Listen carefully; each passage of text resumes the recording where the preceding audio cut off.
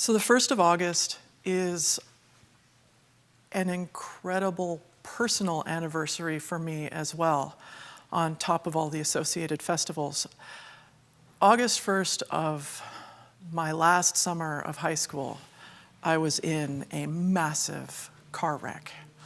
I spent 8 days in an American hospital, which was 40,000 American dollars after my mother's insurance ran out, and 4 months in a body cast. We lived 2 blocks from my high school at the time, which was great, except that my high school wasn't wheelchair accessible.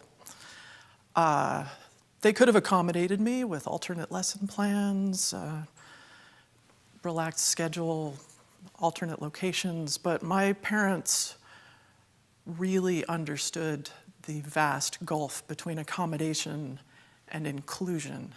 And so they fought the paperwork and rearranged their lives so they could drive me across the valley every morning to a school where I could sit in the same classrooms and perform on the same stage as everybody else and have a totally normal life, except for being on wheels.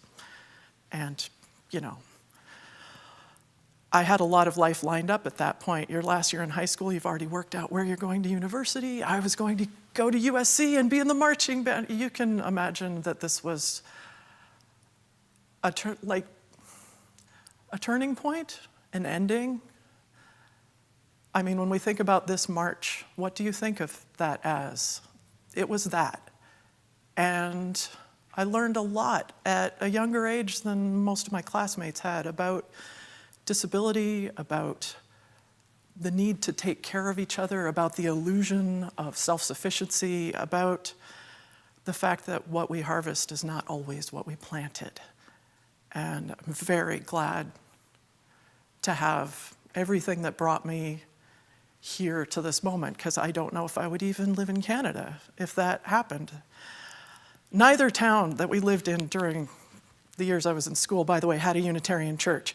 And my parents worked weekends anyways. They were what we now call essential workers. They called us different things back then. But as a young free-range Unitarian, libraries were my fallback option. I'm going to go out on a limb here with absolutely no supporting data and say I am not the only Unitarian who experiences more churchness in a library than they do in many churches.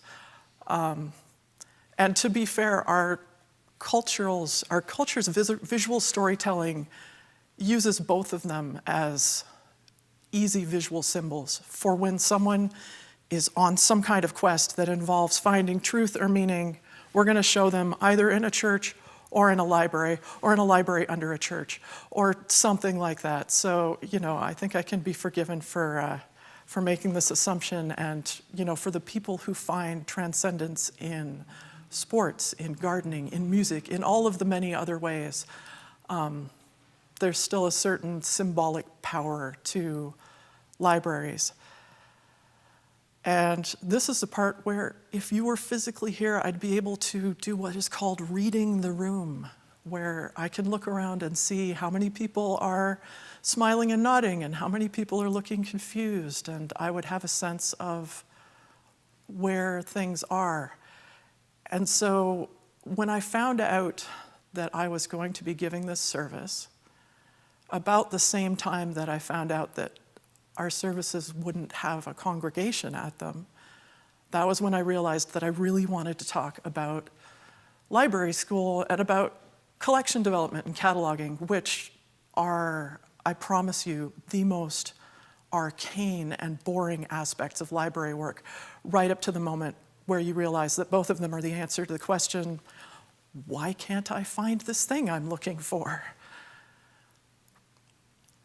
As a young person, libraries are an amazing space. They are at any age, but when you're young and fearless and you walk in, it is a welcoming, semi-public space staffed by people who are thrilled to see you and are equally thrilled when you have difficult questions, like ones that they don't even know the answer to. That really lights up a reference librarian. I've had the chance to see that in action recently, and it really took me back. If you have a question that they have to like get back to you on, it makes their day.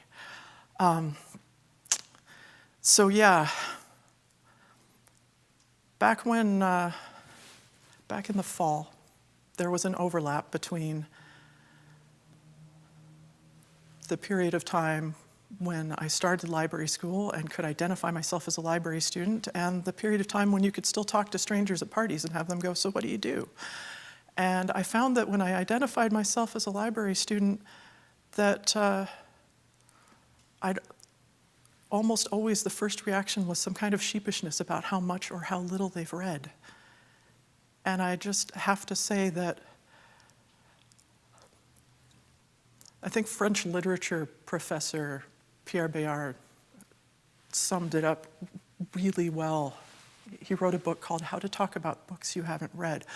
But he points out quite truthfully that no matter how much you read, the amount of books you have read, expressed as a percentage of the total number available and rounded to the nearest whole number, will always, always be zero. And that's something that I've really taken to heart when I'm doing this work. So when you think about that kind of flow of material being generated, you can understand that there might be a streak of perfectionism in library work. You really want to get things right the first time and not have to redo them. When I'm talking about libraries, I'm talking about archives and museums and galleries as well. Collectively, they are our memory institutions.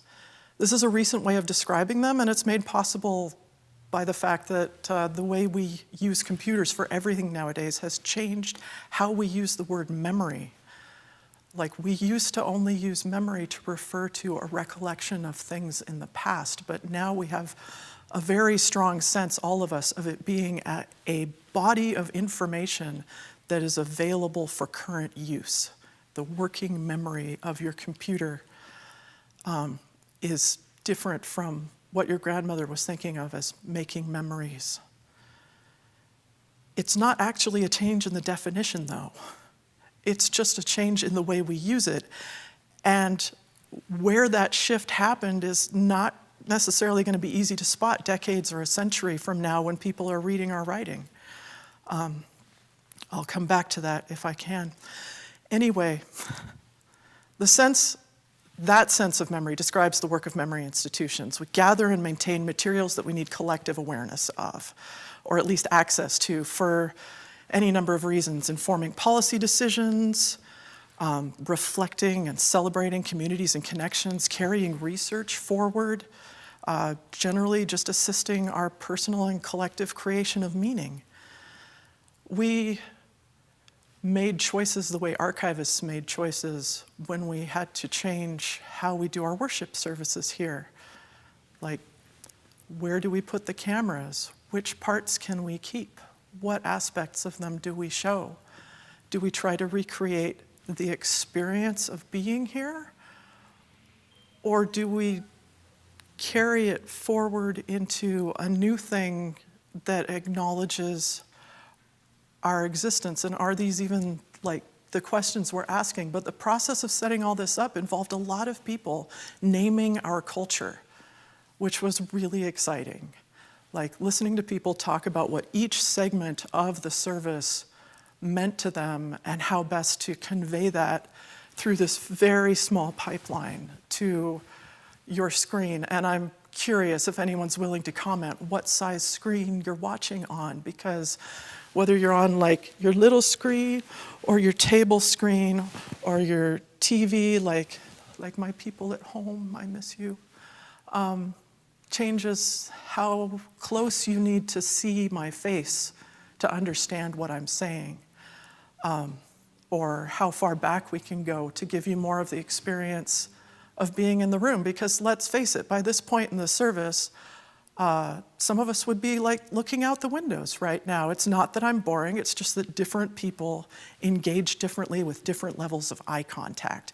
And looking at a person's face for an hour can just be too much. And that's part of the glory of our architecture here, is that we also have trees that we can make eye contact with when the people become just too much for a moment.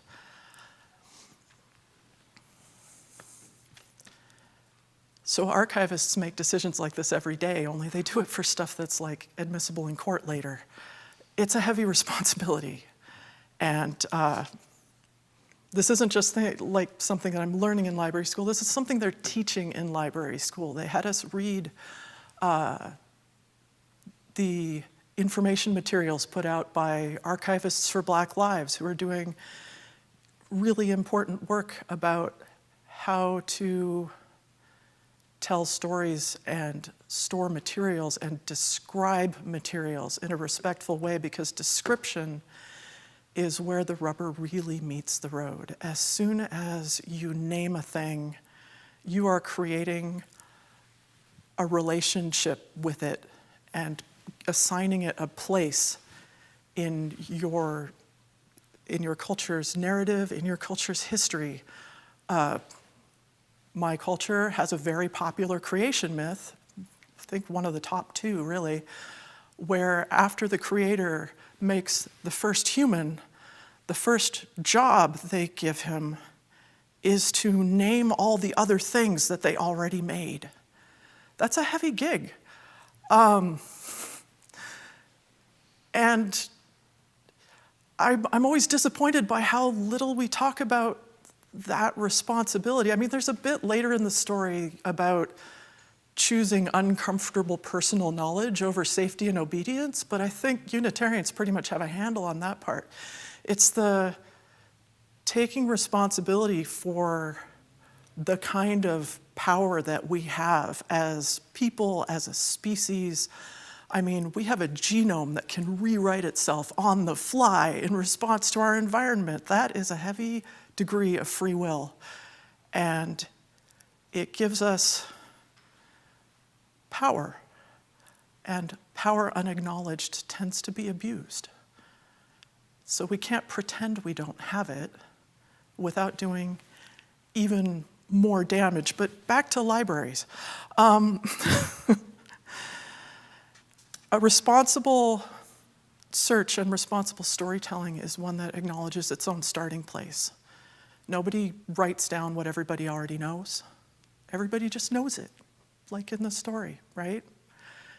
And when you're trying to sort out why we even asked questions in a particular answer later, you really have to sit down and think, who was it that was describing this? And that is one of the key recommendations in justice-based archival movements, is moving out of the passive voice, moving out of the third person, moving out of claiming objectivity and neutrality in archive work, because each of us is human, and libraries and archives tend to be run by a very small group of people operating against a tsunami-like flow of information. And so just doing things like taking the time to write down who it is that is describing these things. Who put this library together? What was their heritage? What was their background? And also understanding from the get-go that description is iterative, that it has to be done more than once. Nobody likes to do something more than once. That is not the kind of work that we assign prestige to in our culture.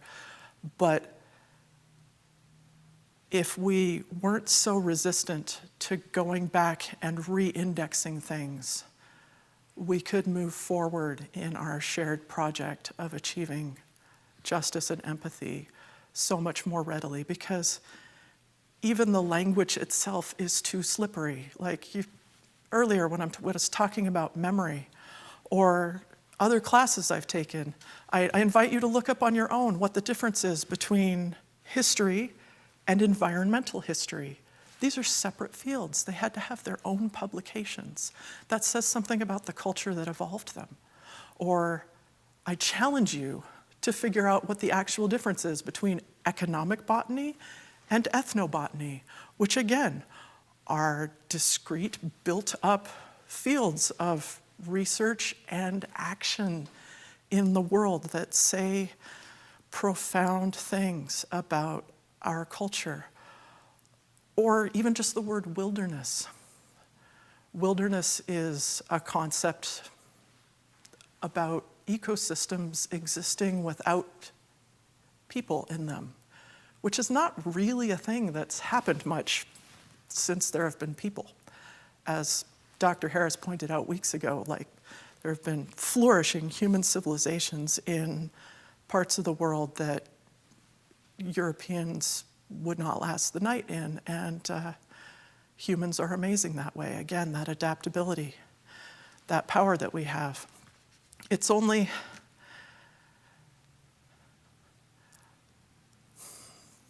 I just want to say something about kindness, and thank you for your patience. Kindness is one of my favorite words because it comes from the same root as kinship. To be kind is to treat someone as though they were family, which, depending on your family, could include any number of things, including a certain amount of unintentional cruelty or contempt. And that this alone is a very good reason to consider what we achieve when we intend to be kind, and why we maybe shouldn't be surprised when people who are trying to be kind end up doing things that are not agreeable for us. It is personally one of my biggest reminders of evaluating actions by the impact they have rather than the intent behind them. And I use that word a lot when people say this, this is terrible or this is unfair, and I would say, well, it's unkind. It is not how we would treat our kin. Spoken words are just far more adaptable that way. There are people who study oral traditions that date back thousands of years. They tend to focus on big volcanic events because those are the easiest to study scientifically. Volcanoes leave awesome records behind, and that we can date fairly precisely. And they also are very spectacular, and so the storytelling associated with them tends to be really memorable. And an example off the top, the Klamath Indians that live where I used to live in the state of Oregon have a myth about how Crater Lake was created. It's a great story, like sky giants fighting, hurling mountaintops at each other. Buried in the story, it talks about where the people sheltered in the lake while this was going on. But contemporary geologists have surveyed the surrounding landscape and have found that the story, point by point, this epic battle sequence, matches what actually physically happened 8,000 years ago. Now, one of my civilization's oldest stories, because I come from a culture where we write things down, Beowulf is a great story. It was written less than 1,000 years ago, and we already have to translate it to have any idea what's happening because we wrote it down. And while the written word remains, the spoken word adapts, and you can tell a story. And that is why the things we don't write down often matter as much more than what we write down in response to them. So I have so many other things I could talk about. I didn't even get into like the atomic priesthood, which is a real thing. Look it up. Not a real thing that's happening, a real recommendation that was made to the government by a working committee. I've put a bibliography in instead of a transcript because I'm winging it from an outline today. But I'm going to cut off here because it's a beautiful day. You guys have other things to do. And if you're really curious about this stuff, man, ask any library person how things work, and they are so thrilled to tell you. It's the kind of person who's drawn to this work, is somebody who really likes to point out all of the things and explain them. So yes, if I can leave you with kindness and better questions, and have you join our choir leads for our closing hymn, number 67, We Sing Now Together.